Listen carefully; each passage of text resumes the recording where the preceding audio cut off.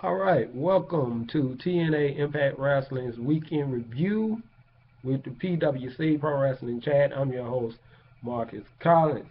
Shout out to my chairman, Aaron J. Howard.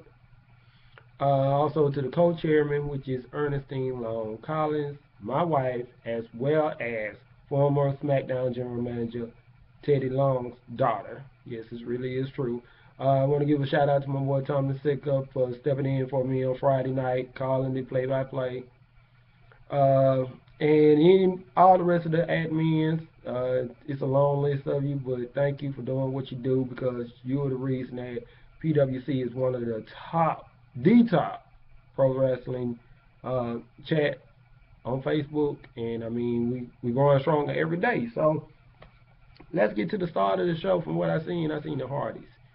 Yeah, the Hardys versus Revolution, and this was really interesting. Ever since Impact has actually come back on TV, they actually given me a little hope as far as wrestling because stuff I've been seeing over on the WWE end has been looking, I almost want to compare what I'm seeing with TNA to like college football versus pro football, and WWE being pro, of course. When you're in college, you got that drive for it. You want it more because you're not making the money. When you get the money, it's not that important. Well, that's kind of like the WWE. The WWE just kind of left everything that's ever happened. And some of the moves that they were doing, the WWE writers wouldn't even dream about doing. So, I mean, seriously, it was a very entertaining match. Um, a little predictable, but you knew what was exactly what was going to happen. But what really got me and what really shocked me was the way they set the storyline up and everything like that. Especially when it came to the mist in the eyes of Jeff Hardy, and then the super kick from James Storm. Wow, I mean it was 1, 2, 3. But what's really going to shock you and what's like amazed the devil out of me is when Jeff was on top of the cage and he got hit with the cowbell and he like swan dived off onto the to the steps and he stayed there motionless for a while. They had to carry him out. We hope everything's okay with Jeff, uh, but seem like if they keep up the route they're going, they bringing wrestling back for real. All right, so yeah, ouch, that was rough. Then we had MVP on the mic, which I think he's like one of the best people on the mic that they got as far as Impact Wrestling and TNA. I guess because he did come from the WWE where that's all they live and die by, the mic over there or whatever. And he called out Kurt Angle because later on in the show it's going to be the Lethal Lockdown Team Angle versus the Beatdown Clan. He called him out. I thought it was funny when he told him that his leg was held together by bubble gum, a paper clip, and scotch tape. So I thought that was really funny.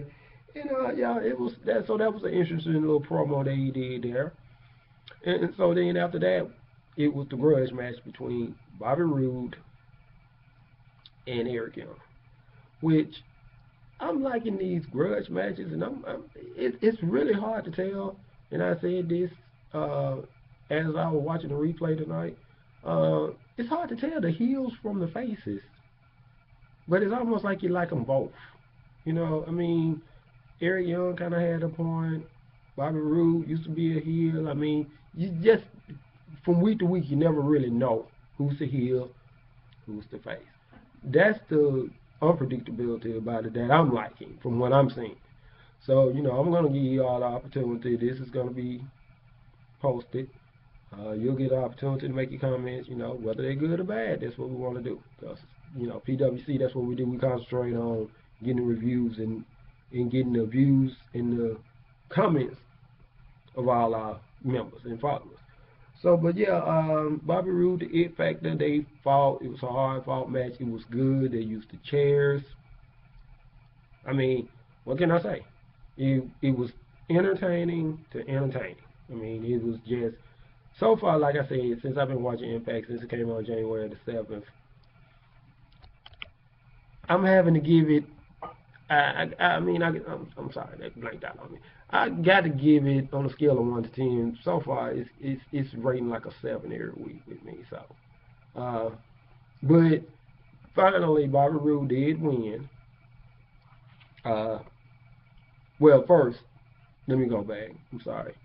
I went into the Revolution versus the Hardys match. I kind of skipped.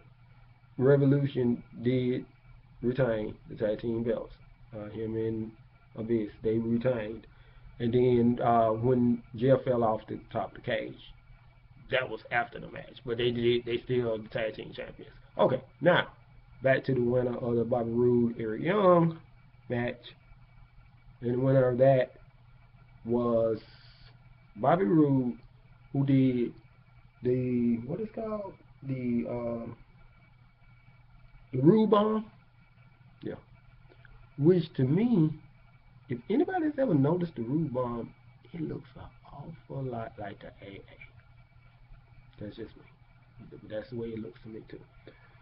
All right. So what I did like about that too was the fact that Bobby Roode said that he was gonna make Eric Young bleed, and he did. Of course, you notice you don't see any blood in the WWE anymore, or what Vince likes to call color. So there's no color in the WWE at all. So that means you get hit with a steel step, no blood. Yeah, that makes a lot of sense. Alrighty then. Well, let's move on to, which is another great match, well, awesome match, no pun intended, and that's the return of Awesome Kong, who used to be known as Karma back in the day in the WWE, versus Havoc.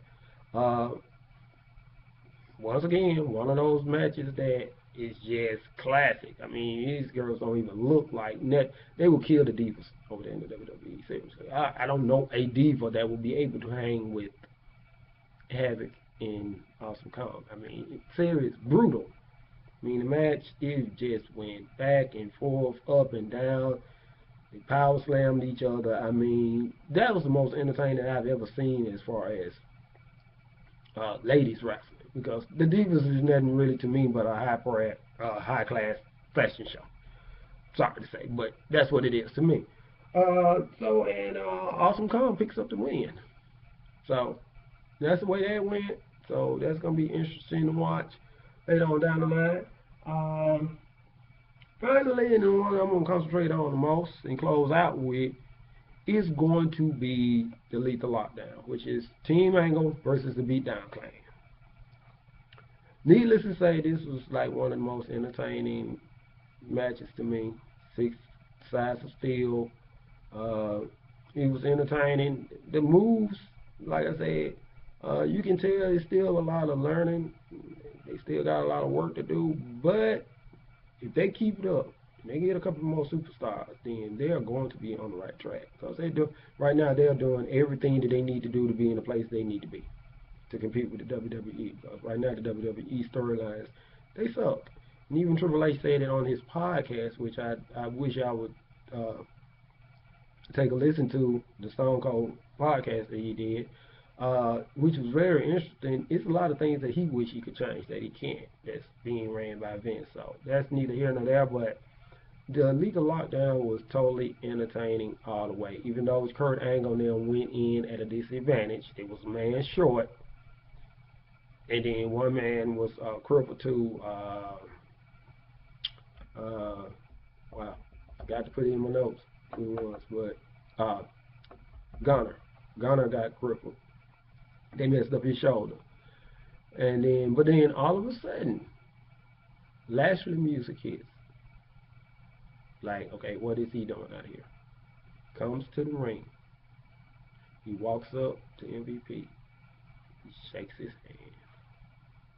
We're like, okay, this is gonna turn down into a 5-on-3 beatdown. Because Kurt Angle and them have been getting beat down all night long, and then all of a sudden, Lashley turns around, takes the pipe for MVP, and just proceeds to beat the living daylights out of everybody there in the ring. Next thing you know, out of the blue, Lashley hits with the spear. 1, 2, 3, it's over with. But of course, you know, coming up this Friday is going to be some revenge when it comes to the beatdown clan. So you can pretty much guarantee that right there. So for the most part, that's the weekend review. A couple of things that I missed, but not really significant. Of course, you know, Tyrus, he fought against Rockstar Spud and this other little guy, but you know, it's a couple of other things not really interesting. But what you got to do, if you want to see every little detail, then you have to make sure that you check your local listings for Destination America and check out Impact on Friday nights starting at 8 o'clock. Or you can catch the replay. Just check our page, which is our Facebook page, PWC Pro Wrestling Chat, and find out about the links that you can go to in order to check out all the pay-per-views that's coming up, as far as WWE, TNA, Ring of Honor, you name it, we got it. Best pro wrestling chat group in the whole entire world. So you can check us out on Facebook.